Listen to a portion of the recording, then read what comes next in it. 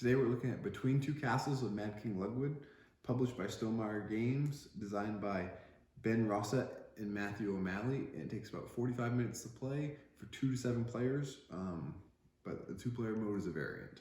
So in this game, each player will have 9 tiles in their hand. Each round, they'll draft 2 tiles and reveal them and work on the 2 castles that they share with their neighbors next to them. So I will draft these 2 tiles, and each of my neighbors will have picked a tile, and then together we'll cooperate with how we'd like to place the tiles in front of us. Each tile specializes in a different type of thing.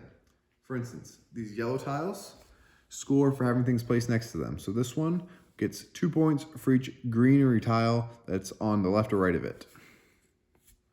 The purple tiles, the living room tiles, score for things surrounding it. So this one gets 1 point for each corridor room that surrounds it. The utility rooms, the orange ones, score for having a certain type of room connected to it. So this one gets 1 point for each sleeping room that is adjacent to it or next to another sleeping room that's also adjacent to it. The green tiles just score for having a certain type of tile anywhere in your castle. So this one's 1 point for each sleeping room you have anywhere. The sleeping rooms score 4 points if you have one of each other type of room in your castle. Otherwise, they just score 1 point. The corridor rooms provide 1 point for a certain symbol that is shown in the top corner of each tile that surrounds it. And then the downstairs room score 1 point for each of a certain type, so 1 point for each corridor room that is in that same column as that tile. Normal tiles must be placed next to or above the throne room building up, but outdoor tiles can never have anything built on top of them because they don't have roofs.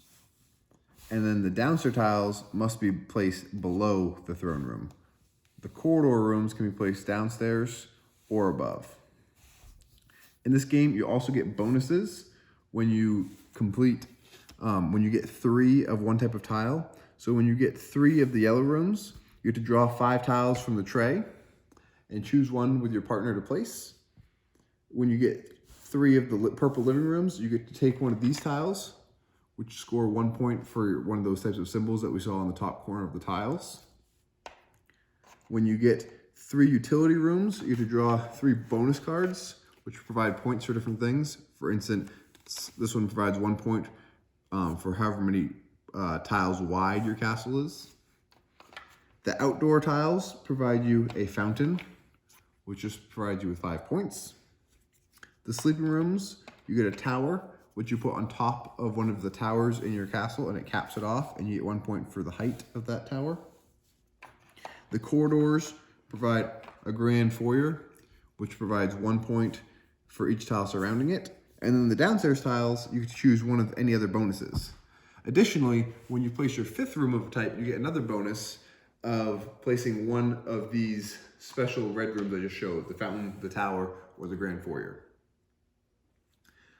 You play 2 rounds in this game, and then each player uses this score sheet to score one of the 2 castles, and whoever has the highest score of their lower scoring castle wins the game. I really like the combos that you can build in this game with all the different tiles and how they work together.